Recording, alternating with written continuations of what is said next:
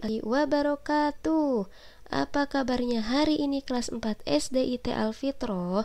Alhamdulillah, Allahu Akbar. Nah, alhamdulillahirrahmanirrahim, kita bisa bertemu lagi di hari Senin dalam pembelajaran Bahasa Indonesia. Pada kesempatan ini, Bu Iyam akan menjelaskan materi tentang karangan. Nah, pasti kalian kemarin bertanya-tanya ya, setelah Bu Iyam memberikan tugas karangan paragraf, pasti kalian bertanya-tanya apa sih itu karangan. Nah, sekarang Bu Iyam akan jelaskan. Karangan adalah bentuk tulisan yang mengungkapkan pikiran dan perasaan pengarang dalam satu kesatuan tema yang utuh.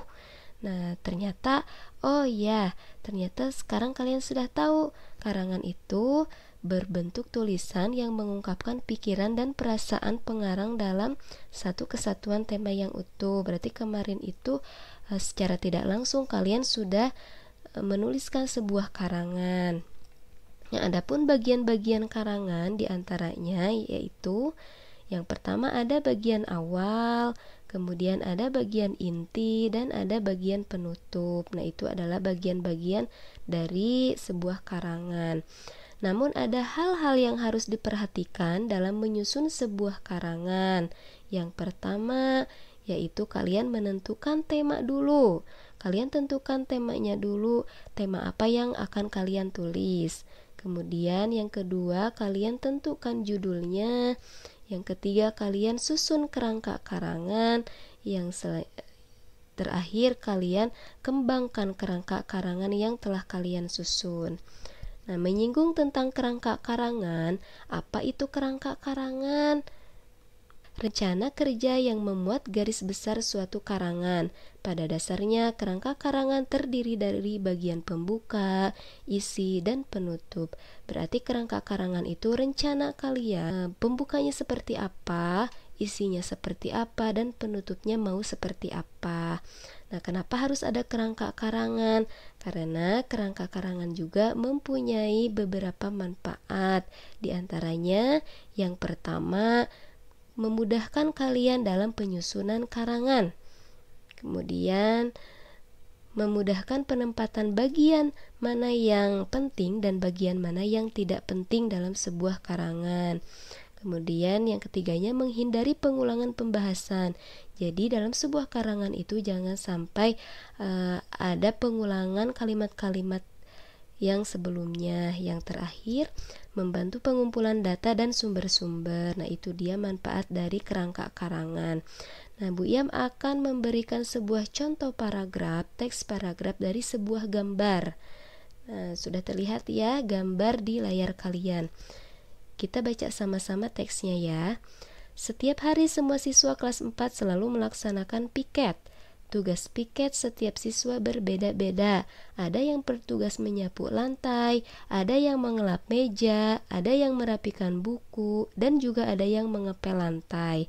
Mereka semua berlari di lapangan ke sana kemari dengan ceria. Nah, apakah teks tersebut sesuai dengan gambar? Nah, kita buktikan. Ternyata tidak sesuai. Kenapa ya tidak sesuai?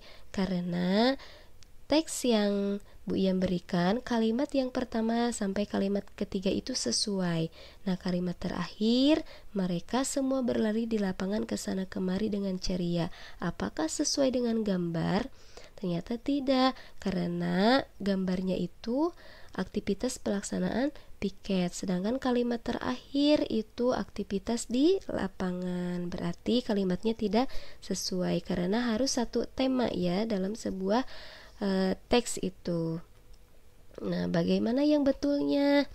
Nah, kita lihat bagaimana yang betulnya. Masih teks yang tadi ya.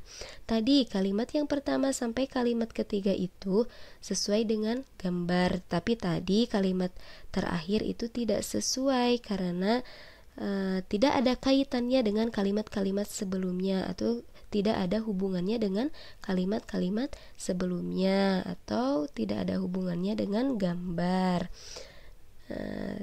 Sedangkan yang ini sesuai tidak.